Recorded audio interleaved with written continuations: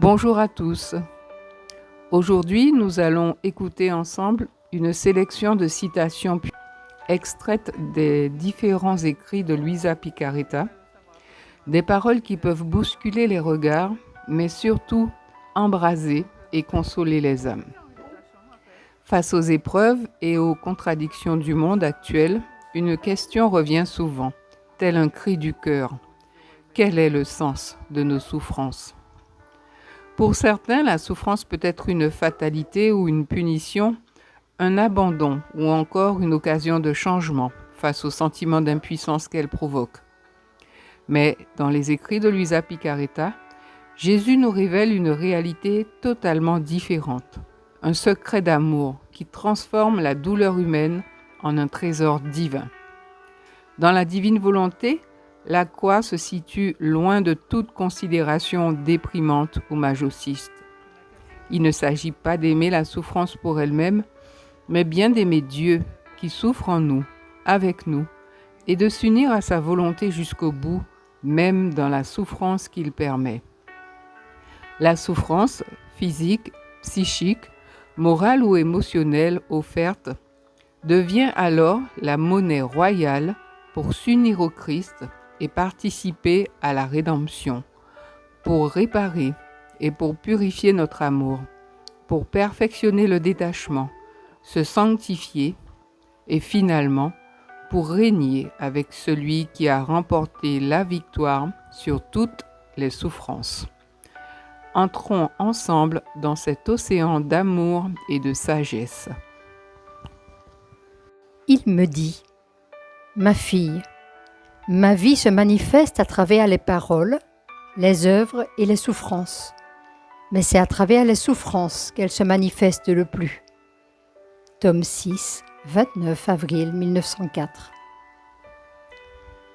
En tout temps, il a été nécessaire qu'une personne souffre pour le bien des autres. Tome 7, 2 mars 1907. Oh, comme il est vrai que ce n'est pas la souffrance qui rend une personne malheureuse, mais le fait de ne pas trouver le bien qu'elle cherche. On peut être avec Jésus en souffrant les peines les plus atroces, mais jamais en étant malheureux. Tome 17, 1er mars 1925. Je veux que ta nourriture soit la souffrance, mais pas la souffrance pour elle-même, mais la souffrance comme fruit de ma volonté. Tome 3, 2 mars 1900. Bien que je sois presque habituée à la souffrance de son absence, c'est toujours une peine nouvelle chaque fois que je suis privée de lui. Jésus met en moi le plus haut degré de souffrance et je ressens plus vivement la douleur de son éloignement. Tome 17, 15 mars 1925. Ma fille, je veux que tu souffres un peu. Par ces souffrances, je te ferai belle. Je veux enrichir ton âme de nouveaux mérites. Je veux travailler sur ton âme pour que tu deviennes comme moi.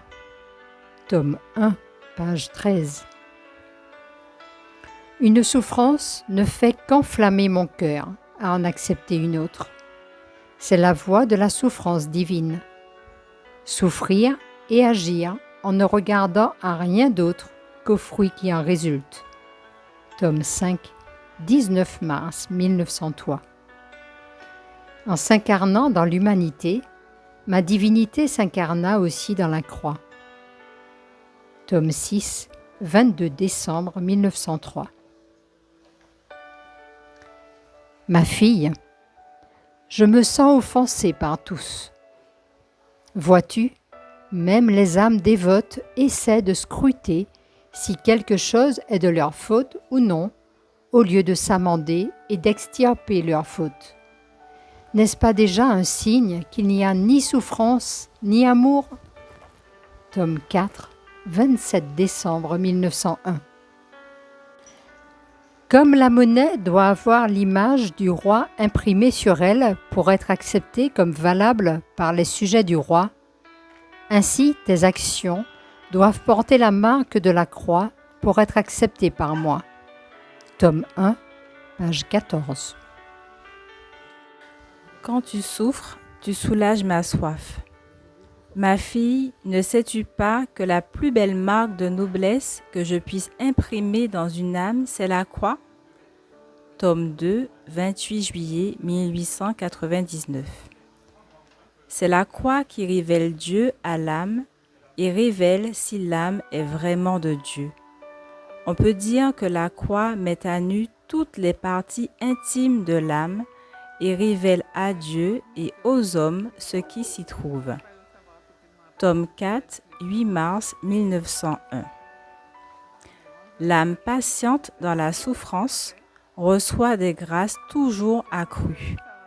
Elle acquiert la maîtrise d'elle-même ainsi que de grandes richesses et une gloire immense pour la vie éternelle. Tome 7, 31 octobre 1906. Pendant que tu endures tes souffrances pour mon amour, je veux que tu me les offres en me remerciant de t'avoir fait gagner des mérites. En le faisant, tu compenseras avantageusement pour ceux qui t'ont fait du mal ou qui t'ont fait souffrir. Tome 1, page 13. Je ne m'occupais pas de mes souffrances, mais du but de mes souffrances. Et comme je voyais la volonté de mon Père accomplie par mes souffrances, je trouvais en elle mon plus doux repos. Tome 6, 20 mai 1905. Je lui demandai, « Jésus, mon amour, qu'il y a-t-il? Oh, tu souffres beaucoup. S'il te plaît, partageons tes souffrances. Ne reste pas seul. Ne vois-tu pas à quel point tu souffres et que tu ne peux plus en prendre? » Tome 16, 22 mars 1924. Seule la croix permet d'être sûr que nous aimons vraiment le Seigneur, mais la croix portée avec patience et résignation. S'il y a patience et résignation devant la croix, c'est que l'amour de Dieu est présent. Tome 8, 16 février 1908. La souffrance amène 3 sortes de résurrection. D'abord, elle éveille l'âme à la grâce. Ensuite, en augmentant, elle unit les vertus et fait grandir l'âme en sainteté. Tome 6, 2 mai 1905.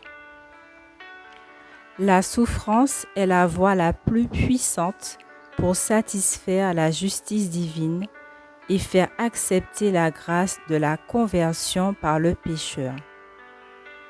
Tome 1, page 93. Ce matin, je me trouvais tout opprimée et souffrante, surtout à cause de ma privation de mon doux Jésus. Après une longue attente, dès que je le vis, il me dit, « Ma fille, la vraie manière de souffrir consiste à ne pas regarder de qui viennent les souffrances, ni ce que l'on souffre, mais à regarder le bien qui doit en résulter. Cela a été ma façon de souffrir. » Tome 4, 19 mars 1901. L'amour véritable ne cache rien au bien-aimé, ni ses joies, ni ses souffrances. Tome 16, 13 mars 1924. La sagesse de la croix, par exemple, si, quand se présente la croix, quelqu'un l'embrasse avec résignation et patience, la baise de temps en temps, remercie celui qui la lui envoie et me suit. C'est un signe évident et quasi certain qu'il sera parmi les sauvés. Tome 1, page 113, 114. Dans mes bénéfices et dans mon sang, je vois des nations sauvées et des créatures recevant des grâces. Plutôt que de ressentir de la fatigue, mon cœur ressent plutôt de la joie et un désir ardent de souffrir davantage. Tome 5, 19 mars 1903. Pour être acceptée, cette personne doit souffrir volontairement, seule, et par amour pour Dieu et ses frères. Ces souffrances n'égalent pas les souffrances des autres, plutôt, elles les surpassent, et il n'y a pas de valeur qui les égale. tome 7, 2 mars 1907. Il n'y a qu'un ciel, mais dans le ciel, il y a différentes places, plus ou moins glorieuses, attribuées selon le degré de souffrance que l'on aura supporté ici-bas. Ah, si on savait combien la souffrance est précieuse, on se ferait concurrence les uns avec les autres pour souffrir davantage. Tome 2, 3 avril 1899. En souffrant avec patience, la créature se remet d'elle-même en ordre en se faisant reine d'elle-même et du royaume éternel. Tome 6, 16 avril 1905. Je consume les âmes sur deux croix. L'une est la croix de la souffrance et l'autre la croix de l'amour. Ces deux martyrs sont des maîtres habiles pour sacrifier les âmes et pour les rendre dignes de mes complaisances. Tome 4, 8 mars 1901. Les mortifications, les misères, les privations, les douleurs et les croix servent pour qui sait les bien accueillir à graver ma sainteté dans leur âme. Tome 9, 5 mai 1909. Jésus poursuivit, très bien. N'aie pas peur, car petit à petit, nous ferons tout. Je sais comment tu es faible. C'est de moi que tu recevras la force, la persévérance et la bonne volonté. Fais ce que je t'ai dit. Je veux que tes efforts soient honnêtes. Tu dois garder un œil sur moi et l'autre sur ce que tu fais. Tome 1, page 12. Pour accueillir le royaume éternel, il est nécessaire que la créature acquiert la domination sur elle-même en dominant ses passions. L'unique moyen d'atteindre ce but, c'est la souffrance, car souffrir, c'est régner. Tome 6, 16 avril 1905. Comme la vraie souffrance est celle voulue par Dieu, si l'âme s'apaise complètement dans la volonté de Dieu, cet apaisement, uni à la souffrance, permet à l'âme d'influer sur la justice de Dieu, sur sa miséricorde, sur les hommes et sur toutes choses. Tome 6, 19 novembre 1903.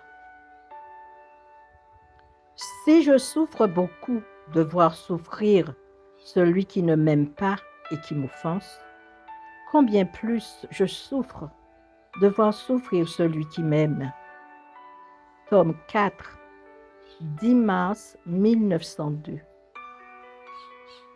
Je veux que ton cœur soit disposé à entrer dans l'immense océan de mon atroce passion, si bien que, quand tu auras vraiment compris l'intensité de mes souffrances, tu puisses comprendre l'amour qui me consumait quand je souffrais pour toi. Tome 1, page 18.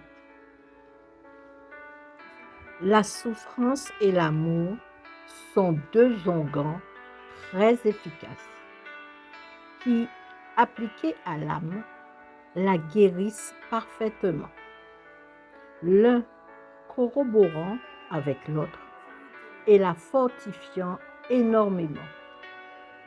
Tome 4, 27 décembre 1901. Alors que l'on n'est rien, on peut être tout. Mais comment? On devient tout par la souffrance. La souffrance fait que l'âme devient pontife, prêtre, roi, prince, ministre, juge, avocat, réparateur, protecteur, défenseur. Tome 6, 19 novembre 1903. Les souffrances vécues par amour pour lui. Oh, quelle monnaie d'inestimable valeur! Si tout le monde le savait, il y aurait concurrence entre nous pour souffrir davantage. Tome 2, 16 septembre 1899. En effet, vu que la nature est très réfractaire à la souffrance, si la patience est là, cela n'est pas naturel mais divin. C'est-à-dire que l'âme n'aime pas le Seigneur seulement avec son propre amour, mais aussi avec l'amour divin. Tome 8, 16 février 1908. Parce que Jésus veut rendre mon âme amoureuse et l'amener à souffrir par amour, il m'a conduite à me plonger dans l'océan infini de sa passion. Tome 1, page 18. En fait, accomplir la volonté de Dieu comporte ce bien. Pendant qu'on souffre, on trouve le plus beau repos. Mais si on se réjouit et que cette réjouissance n'est pas voulue par Dieu, dans cette réjouissance même, on trouve le plus cruel tourment. Tome 6, 20 mai 1905. Ce matin, je me sentais inquiète à cause de l'absence de mon adorable Jésus. Au moment de la communion, dès que Jésus vint dans mon cœur, je me suis mise à dire des stupidités. En m'entendant, Jésus remua dans mon intérieur et se fit voir en train de sourire. Tome 4, 18 mars 1902. Je ne parle pas d'union, mais d'incarnation. La croix pénètre tellement dans l'âme que celle-ci devient souffrance. Et là où il y a souffrance, il y a Dieu, car Dieu et la souffrance ne peuvent être séparés. Tome 6, 22 décembre 1903. Il doit en être ainsi pour chaque âme. Ces souffrances doivent être participation à mes propres souffrances. L'âme ne doit pas regarder à ce qu'elle fait, mais à la gloire donnée à Dieu et aux fruits qui résultent de ses souffrances et de ses actes. Tome 5, 19 mars 1903. Dis-toi ceci. Quel est celui qui a tant souffert pour moi? Et que suis-je, moi, si vile créature? Et tu ne repousseras pas les blessures et les peines de la passion que tu souffriras par amour pour moi. Tome 1, page 18. La souffrance a conféré au Christ toutes les qualités, tous les honneurs et tous les ministères que la nature humaine peut avoir. De la même manière, en participant aux souffrances du Christ, l'âme participe aux qualités, aux honneurs et aux ministères du Christ qui est le tout. Tome 6, 19 novembre 1903. Je ne me suis arrêtée ni au bourreau, ni aux souffrances, mais au bien que j'avais l'intention de faire par le moyen de ces souffrances. Ma fille, cette manière de faire est la façon la plus facile et la plus profitable de souffrir, non seulement pour souffrir avec patience, mais pour souffrir avec une âme courageuse et invincible. Tome 4, 19 mars 1901.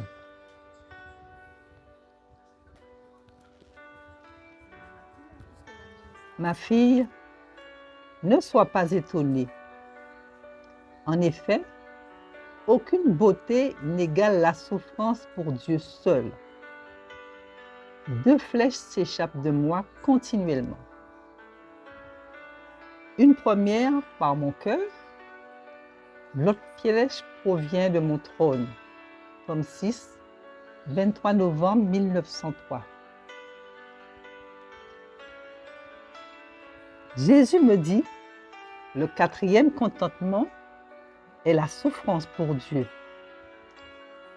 que ce soit pour une conversation entre l'âme et Dieu, pour s'étreindre mutuellement et pour se témoigner de l'amour.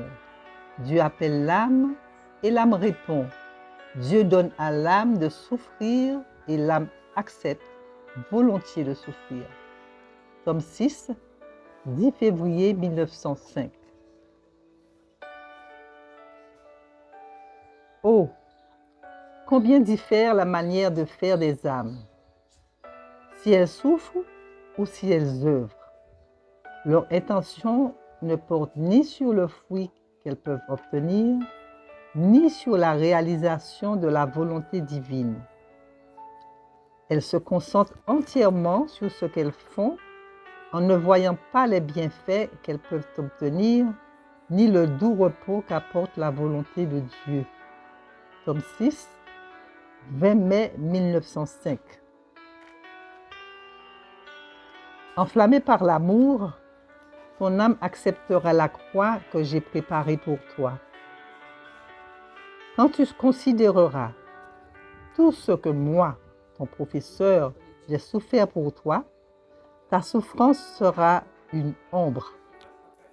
Elle te semblera douce et tu atteindras un point où tu ne pourras plus vivre sans souffrance. Tome 1, page 18. Jésus voulait me communiquer des souffrances extrêmes. Il faisait sortir mon âme de mon corps, la prenait avec lui et me laissait voir les nombreux péchés commis par les blasphèmes contre la charité ou autres péchés. Tome 1, page 77. Te pénétrant comme une lumière très pure, ma volonté apportait mes souffrances dans les fibres les plus intimes de ton cœur. Ainsi, puisque ta volonté et la mienne ne font qu'un, sa lumière t'apportait mes souffrances. Tome 16, 13 mars 1924. La croix, cependant, amène tous les triomphes, les plus grandes acquisitions et les plus grandes victoires. C'est pourquoi tu ne dois avoir aucun autre but que la croix. Tome 1, page 111. Finalement, en se poursuivant, elle perfectionne les vertus, elle les rend splendides et elle en forme une belle couronne dont l'âme est glorifiée sur la terre et dans le ciel. Tome 6, 2 mai 1905. C'est comme si ces personnes s'embellissaient de toutes les variétés de couleurs divines. Leurs souffrances sont des parfums célestes dont leur âme devient toute parfumée. Tome 9, 5 mai 1909. Dieu appelle l'âme et l'âme répond. Dieu donne à l'âme de souffrir et l'âme accepte volontiers de souffrir. Elle désire même souffrir davantage par amour pour Dieu et pour pouvoir lui dire « Vois-tu comme je t'aime ?» C'est le plus grand des contentements. Tome 6, 10 février 1904. Pendant qu'il disait cela, il partagea ses souffrances avec moi en me disant « Toi aussi, tu participes à ma rédemption. » Tome 6, 23 novembre 1903. La souffrance elle-même, aussi sainte, noble et précieuse qu'elle puisse être à mes yeux, si elle n'est pas née dans ma volonté, au lieu de me plaire, elle m'indigne et me répugne. Tome 6, 3 décembre 1903. Elles vivent ennuyées et tourmentées, et elles fuient le plus possible les souffrances et les œuvres dans le but de trouver le repos, mais elles n'en sont que plus tourmentées. Tome 6, 20 mai 1905.